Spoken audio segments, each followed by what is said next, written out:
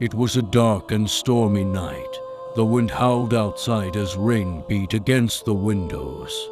The old, dilapidated house creaked and groaned, seeming to come alive with each gust of wind.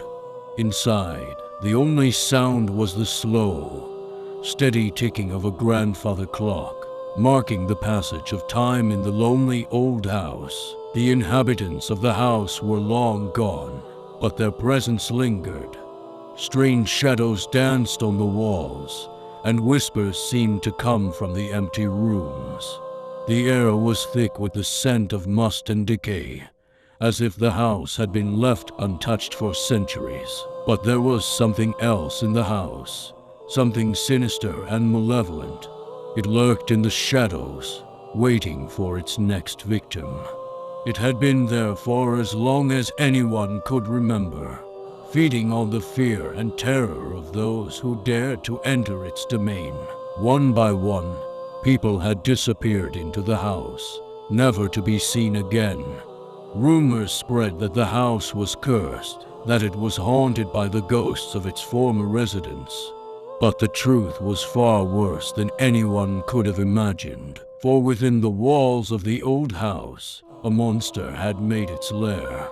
It was a creature unlike any other, born of darkness and evil. Its form was constantly shifting, its face twisted into a grotesque mask of hatred and hunger. Those who encountered the creature spoke of its terrible power, of the way it seemed to bend reality to its will. They spoke of rooms that were never there before, of corridors that twisted and turned like a maze, leading deeper and deeper into the heart of the house. No one knew where the monster came from, or how to defeat it. Some said it was a demon, summoned from the depths of hell. Others claimed it was the embodiment of all the evil that had ever been done within the walls of the house. But one thing was certain. Anyone who entered the house was never seen again. And as the years went by, the rumors of the monster grew more and more terrifying. Then, one night, a group of adventurers decided to investigate the house.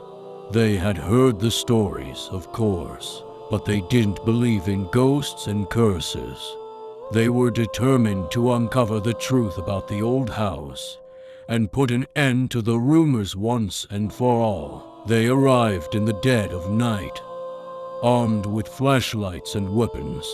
They cautiously made their way through the overgrown garden, their hearts pounding with fear and excitement. As they entered the house, the air seemed to grow thick and heavy. Shadows flickered on the walls, and the sound of their footsteps echoed through the empty halls. At first, everything seemed normal. The rooms were dusty and neglected, but nothing seemed out of the ordinary. But then, as they descended deeper into the house, things began to change. The walls twisted and turned, and doors appeared where there had been none before.